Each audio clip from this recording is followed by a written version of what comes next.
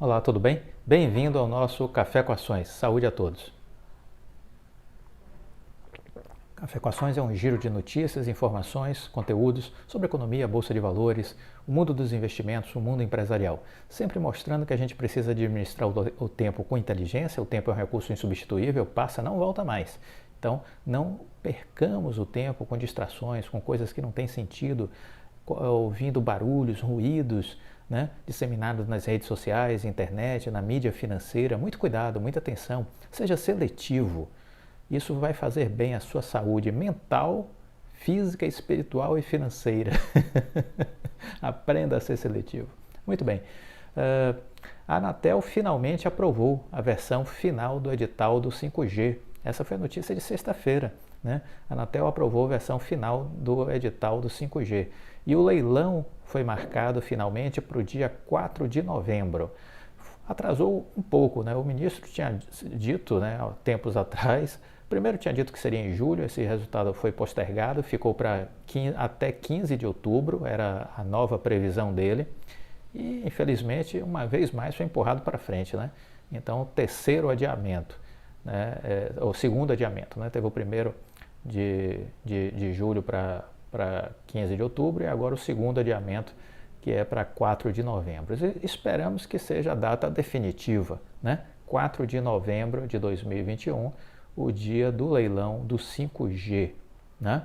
Então, isso foi decidido pelo Conselho Diretor da Agência Nacional de Telecomunicações, a nossa queridíssima Anatel, que aprovou na reunião extraordinária na sexta-feira última, dia 24, a versão final do edital do 5G, a nova geração de internet móvel, e marcou o leilão das faixas de frequência para o dia 4 de novembro.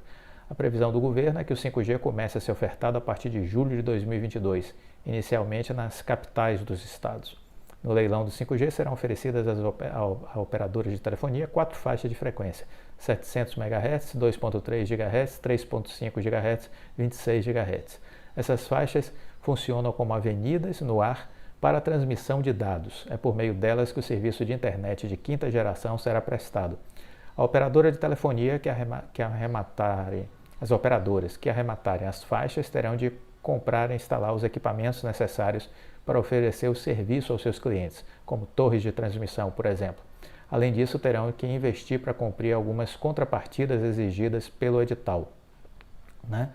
Então, a gente vê aí uma série de possibilidades a partir do advento do 5G. A gente tem aí perspectivas inúmeras, seja na indústria 4.0, questões relacionadas ao universo da robótica, a cidades inteligentes, cidades conectadas, né? Com gestão intempestiva dos dados da cidade, né? Melhorias fabulosas na questão do agronegócios, na área de games também, avanços na área de games, realidade virtual, telemedicina, uso de drones, enfim. Temos aí um futuro muito promissor, né, batendo a nossa porta com o 5G. O prazo de outorga, ou seja, o direito de exploração dessas faixas, vai ser de 20 anos e o leilão será dividido entre lotes nacionais e regionais.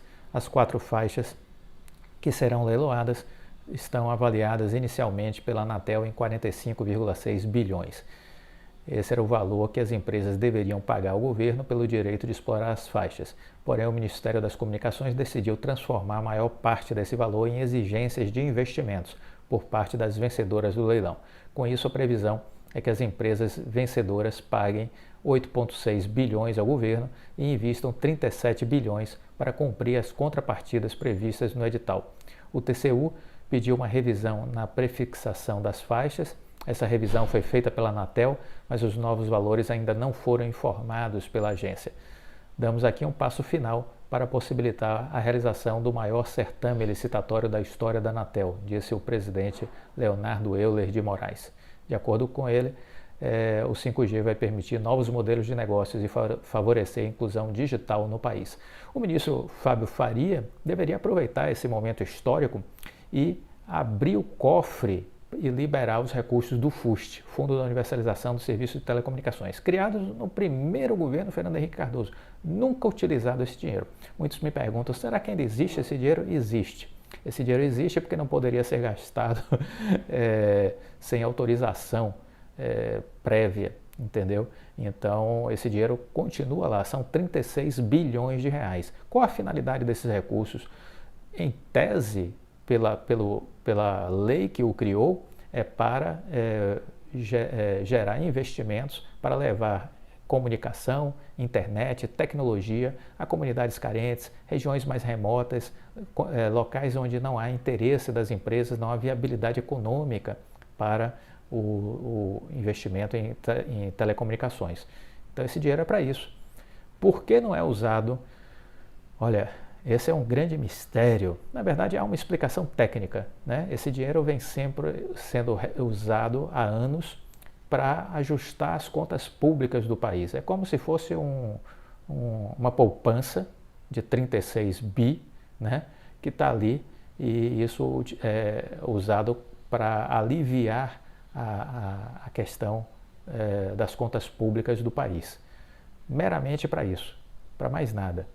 Então, é uma visão muito pequena, muito medíocre por parte dos nossos governantes em olhar para o fuste e torná-lo isso, uma ferramenta de ajuste contábil. É um negócio meio inadmissível, né?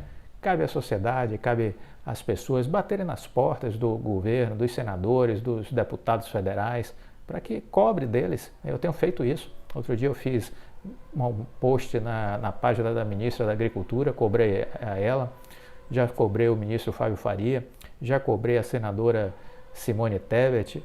Façamos isso, cobremos dos deputados federais, dos senadores, do ministro das Comunicações, o correto uso do recurso do FUST, porque nesse momento de toda essa viabilização do 5G que a gente vê pela frente, seria um recurso adicional, um recurso a acelerar ainda mais o desenvolvimento do país, não é verdade? Então, falta apenas o bom senso dessa turma e eles começarem a trabalhar de forma a beneficiar de fato a sociedade brasileira. Então, esse recurso do FUST não pode ser esquecido. Uma outra informação, mais fibra ótica, a Oi amplia a cobertura de internet para mais 50 cidades. A Oi não para. A Oi, ela não para, pé no acelerador e vamos em frente. Anunciou a ampliação de suas operações de internet via fibra ótica para mais 50 cidades brasileiras. Nos últimos tempos, a Oi Fibra já alcançou a marca de 3 milhões de clientes, 3 milhões de clientes, e expandiu o serviço para outras 40 novas localidades, além de outras 27 cidades da região centro-oeste. As novas cidades incluídas na cobertura da Oi Fibra ficam na região sul do país e incluem localidades mais remotas do estado do Rio Grande do Sul, como a região fronteira oeste do estado, da fronteira oeste do estado. Os moradores de Alegrete, Rosário do Sul, de bairros como Centro, Vila Nova, Ibirapuíta, Promorar, Jardim Paraíso, Jorge Arigoni, Rio Branco já podem desfrutar do serviço da Oi. E lembremos que chega o time da Serrede passando o cabo na frente e logo atrás vem as equipes comerciais, né? Para já oferecer os pacotes. Demais cidades recém-incluídas são Almirante Tamandaré, Araucária, Cascavel, Colombo, Curitiba, Floresta, Foz do Iguaçu, Londrina, Maringá, Medianeira, Palmas, Paranaguá, Pinhais, Piraquara, Ponta Grossa, São José dos Pinhais, União Vitória no Paraná, Blumenau, Brusque, Chapecó, Criciúma, Florianópolis, Içara, Itajaí, Ituporanga, Joinville, Lages, Navegantes, Rio do Sul, Tubarão em Santa Catarina. Ao todo são mais de 760 mil clientes no Sul e 3,1 milhões de casas aptas para receber a Oi Fibra. No Rio Grande do Sul, a companhia conta com 300 mil clientes e mais de 1,3 milhões de casas aptas a receber o serviço. A Oi Fibra aumentou em 36% o número de clientes no Rio Grande do Sul entre janeiro e julho deste ano. Segundo os dados da Anatel, nos últimos 12 meses, o serviço de fibra ótica da Oi apresentou um crescimento de 156% entre os gaúchos. A Oi arrebentando, tchê.